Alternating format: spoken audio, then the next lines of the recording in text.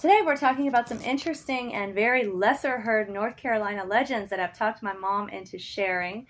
And so today she is going to be on our channel. Thank you, Mom. You're AKA welcome. Patsy to the rest of the world. And so we are going to talk first about the childhood house where she grew up, and then this really, really creepy ghost story that she actually saw. A lot of people saw, so it's really good. They're both good, so you don't even have to wait for the best for last.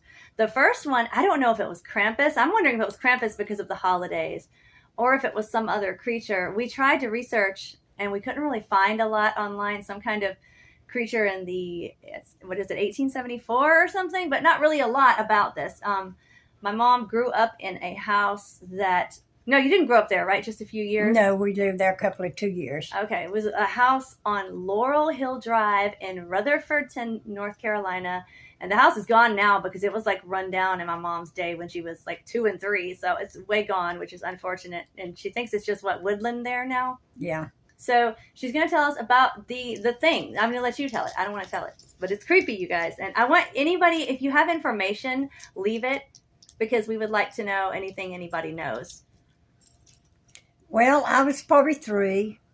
And I grew up with 7 brothers who've told me this story many times. And one night we were all sitting around in the house and it was snowed outside. And you could hear something going around our house making this awful noise. And it was breathing really hard. You could hear it breathing in and out, in and out. And it was going around and around our house. So my brother got up to go out and see what was going on. And he come back in really scared. And he said it was a big red thing. And it was animal. And it was standing up on its back feet. And it had horns. And it had a big long forked tail. Well, when everybody came out, it ran down through the woods. But it would come every night, and you could hear it going around our house. Well, my 2 older brothers was going to get their gun, and they were going to get up on top of the house and shoot it one night when it came to our house.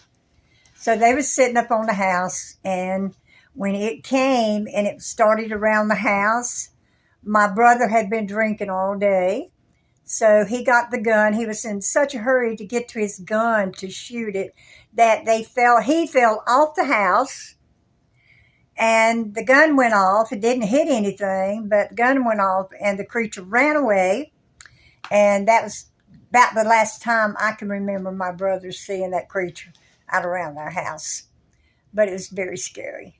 And I'm thinking, I asked my mom when this happened, like time of year, and she thinks it was winter. So I'm like, is it It had to be Krampus? winter because it snowed outside. Okay, so is it like Krampus wanting to terrorize them into being good? Or like, what was it? I don't know. And is it some kind of Carolina, like, devil? We looked up that, and it said, like, Carolina red devil, but it was a giant caterpillar.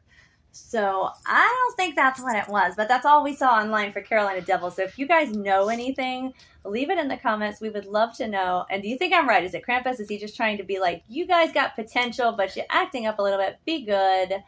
The next thing is a haunting, and it's really creepy. And Gomez, I want you to comment about if you have any thoughts about impressions on walls after this, because Gomez is a medium, you guys, and we're all behind the camera sharing the spotlight with my mom today, so you're just seeing her. But tell them about it's a restaurant, right? It was a restaurant. It was chicken. We sold fried chicken. Was that the chicken basket? Yeah, it was the chicken basket And it's over in Rutherfordton. what is it now? It's a pizza parlor now. It's still food. Interesting. Yeah. But many, many years ago, way back, I want to say in the 30s or 40s. Wait a minute. What street was this on? I'm sorry. It was on Main Street. In? Rutherfordton. Okay, so Rutherfordton again. Yes. All of this goes on there. And at the time, this was something else. The building was something else that was there. Not a restaurant? Not a restaurant. But there was this man, and he had kidnapped this little girl, raped her and killed her, And then the town figured out who it was, and they chased him down till they caught him, and he brought him back to that big hanging tree, and they hung him. And he hung there for like 3 or 4 days before they cut him down. And so now, and I know this to be true, now when it comes up a storm, you can see that man hanging on a shadow on the side of that building. He is swinging. And it's like that every time it comes up a bad storm. And you've actually seen it? And I've actually seen that when I worked there at the Chicken Basket. And does everybody see it when it's there? Like, it's not something that's hard to detect? Well, I don't know. I'm pretty sure if I seen it, everybody else other people told you about it, right? Like, yeah. You'll see it and they showed it to you, so it wasn't like special. I would have people come into the Chicken Basket and ask me if I'd seen it. So it was like a tourist thing. Yeah, it was a big laugh. Yeah. What do you think, Gomez, about why that impression could be on the wall like that still? That strong for everybody to see that's not even like sensitive? It kind of resonates with mythological patterns. There were instances in both Greek and Norse mythology of people hanging on the trees, most famously, of course, Odin. And he was the Lord of the Gallows, which means that many of the criminals that were hung were dedicated to him, so it probably leaves that kind of impression. So maybe he wants kind of like a memorial of, look what this bad person did. We didn't get to see the hanging guy because we weren't there in a storm, unfortunately. But thank you for sharing all those, Mom. Do you have anything else weird that you want to? Well, we had a ghost in our house when we lived in Forest City. Wasn't that on Broadway? Yep. I remember that. I didn't see it, but you said he was like nice. I guess he didn't. I guess he was nice. He was just there and gone. He just showed him come through the house.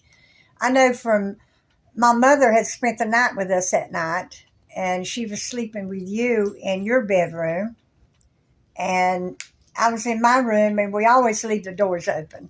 I've always left our bedroom doors open. And I heard something, so I looked out, and I didn't see anything. But my mom was sleeping with Naive in her room, and she told me the next morning that she thought it was me that had bumped into the foot of her bed, and it woke her up when it bumped into the bed. And she said as it went through the door, it was a man dressed in white, and he had really black hair and white clothes. That's interesting. I remember hearing that. I want to say that my brother saw it too. I want to say he said he saw it. Stephen saw it too. Yeah, He's the one that said it was the man with the white clothes and the black hair. So a couple people saw him. And my family's all witchy, so I mean, we've got skills, but like, it's interesting that more than one person saw him. So yeah. I heard it, but I didn't get to see it. I wasn't fast enough to see it. I had but childhood. It went down the hall, past all the bedrooms, and that was it. I have to look at the house. I think we passed it today, so I have to try to find a picture of the house in North Carolina that I was like 3 and had some paranormal stuff in. So I don't know. This area of Rutherfordton is creepy and haunted, you guys. So yeah. If anybody else has seen stuff, leave it in the comments. And thank you for watching. Thank you, Mom, so much. We love you for doing the video. It was fun. Thank you.